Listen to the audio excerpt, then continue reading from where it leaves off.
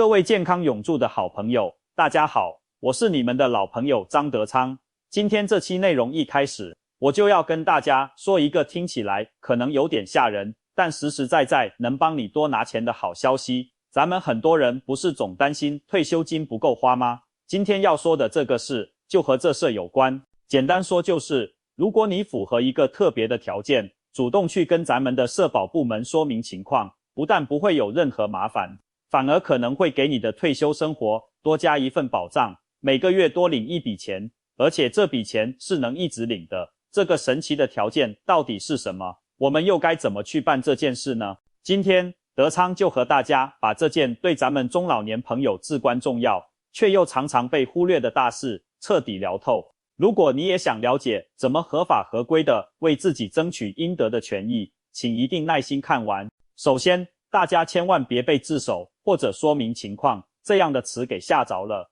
咱们一不偷，二不抢，有什么好怕的？这里说的主动说明情况，完全不是说咱们过去在缴纳社保或者在工作时做错了什么事。用咱们政策里正规的说法，这其实叫做申请劳动能力鉴定或申请失能伤残等级评定。简单来讲，就是咱们自己主动的、有凭有据的去向社保部门提出来，我因为过去长年累月的工作，身体落下了一些毛病，这些毛病现在影响了我的生活，我想请国家指定的专业机构来给我做一个正式的鉴定，看看我的情况符不符合政策里规定的失能或者丧失劳动能力的标准。这本质上是咱们在行使自己合法的权利，是光明正大的事，根本不用心虚。说到这，很多朋友心里肯定要打鼓了。劳动能力鉴定，那不都是那些在工厂里出了大事故，比如断了手、折了腿的工友才需要去办的吗？我这把年纪了，就是腰腿疼、耳朵背，也能算吗？这正是我今天要帮大家纠正的一个天大的误区。这个观念太狭隘了，会让我们白白错过自己应得的权益。根据咱们国家相关的规定，所谓的劳动能力鉴定评估的范围非常广，它不仅仅针对那种突发性的工伤事故，也包括因为长期从事某种职业而慢慢累积下来的慢性损害，也就是我们常说的职业病。比如你过去在矿上工作，肺部可能出了问题，在纺织厂工作，听力严重下降，或者是像建筑工人、搬运工这样干了一辈子重体力活，腰椎、膝关节磨损严重，到了现在走路都困难。这些情况只要能够证明与你的职业相关，并且达到了一定的严重程度，都可能符合鉴定的条件。而且从2026年开始，像江苏省等地出台的新规，更是明确将因病或非因公致残人员丧失劳动能力鉴定也纳入了统一的鉴定管理办法中，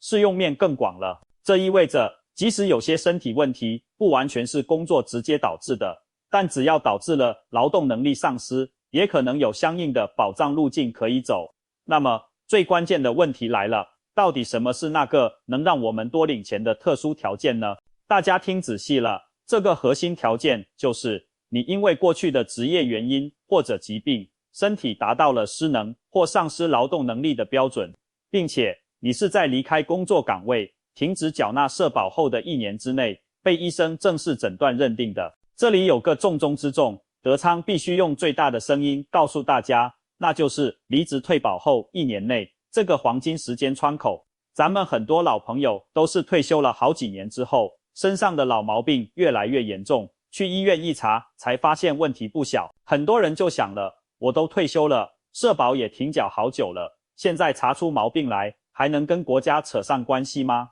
这个想法是错的。咱们的政策制定时，就充分考虑到了职业病的潜伏性和慢性病发展的特点，专门留出了这个追溯期。只要你能证明你身体出现的问题，其根源是在你工作期间，在社保有效期之内就埋下了，并且你在停止社保后的1年内拿到了医院出具的符合标准的诊断证明，那么你依然完全有资格去申请相关的鉴定和待遇。这是法律赋予我们每一位劳动者的重要保障，可惜知道的人太少了。为了让大家更容易理解，我举2个身边常见的例子。第一个是老李，他干了一辈子搬运工，65岁退休，退休刚半年，腰就疼得直不起来，去医院检查，被诊断为严重的腰椎间盘突出，并伴有椎管狭窄。医生说，这和长期负重有直接关系。虽然他社保已经停了，但因为是在停保后1年内确诊的，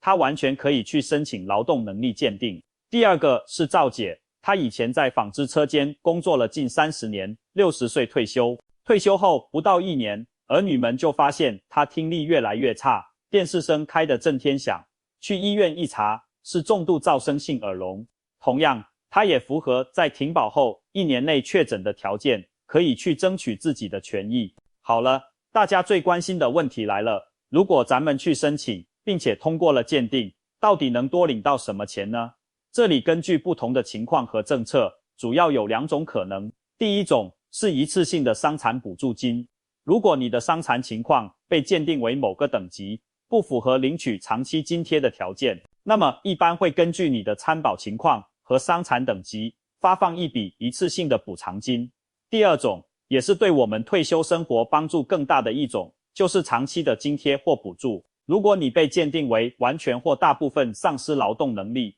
情况比较严重，那么你就有可能符合条件，申请按月发放的待遇。这才是咱们今天说的多领一份钱的核心所在。根据政策，如果你成功申请到了这种因失能而获得的长期待遇，比如某些地方规定的病残津贴，或针对特定情况的失能照护补助，那么这笔钱是可以和你正在领取的养老金同时存在的。也就是说，你的退休金账户每个月会多出一笔进账。比如说，有的政策规定，对于需要专人照护的重度失能者，经申请通过后，可以按月发放一笔固定的补助金。这笔钱可能就是几千块，它意味着你每个月可以多买些好吃的，多买点必需的药品，或者偶尔和老伴出去走走，大大减轻生活的压力。了解了所有的好处，咱们最后就说说具体该怎么去办这件事。德昌给大家梳理了一个清晰的步骤，只要按着来，就不怕摸不着门路。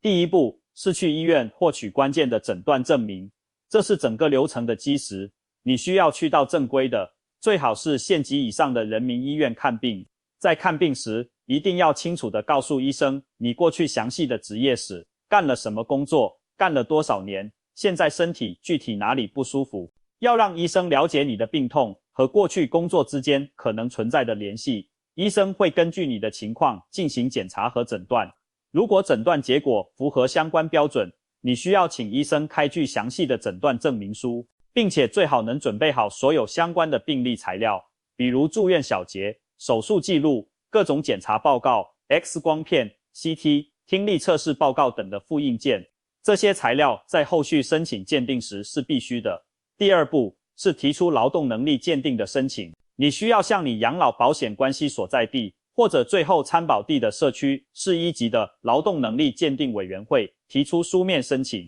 现在很多地方办事越来越方便了，有的可能可以直接在网上提交申请，或者去就近的区县人社局窗口咨询办理。申请时需要填写专门的劳动能力鉴定申请表。这里有个好消息，根据江苏等地从2026年1月1日开始执行的新规定，整个鉴定流程都在优化提速。比如材料不全会一次性告诉你补什么，受理后原则上60天内要给出鉴定结论，而且很多材料如果政府系统里能共享，就不用咱们再重复跑腿去开了。第三步是配合完成鉴定并等待结果。申请提交后，劳动能力鉴定委员会会组织医疗专家对你进行面检和评估。你要按照通知的时间和地点，带好身份证和所有病历材料去参加。专家们会非常认真负责地根据国家标准来评估你的状况。鉴定结论做出后，他们会把劳动能力鉴定结论通知书送给你，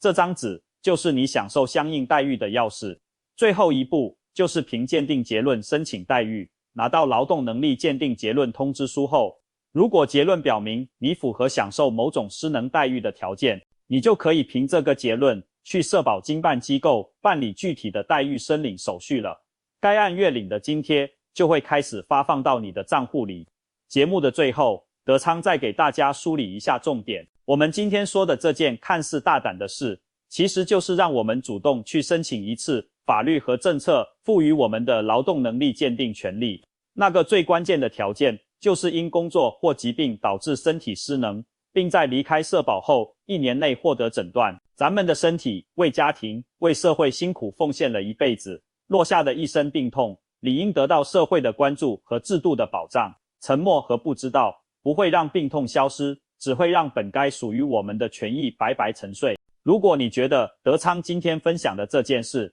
对你自己或者你身边正在被病痛困扰的老朋友、老工友有帮助，我恳请你把这篇内容分享出去，多一个人知道，就可能多帮到一个家庭。我是张德昌，在健康永驻这个频道里，我会继续为大家寻找和解读那些关乎咱们切身利益的养老、健康和福利信息。如果你想持续收到这样的提醒和干货，请一定关注我们。感谢大家的收看，我们下期再见。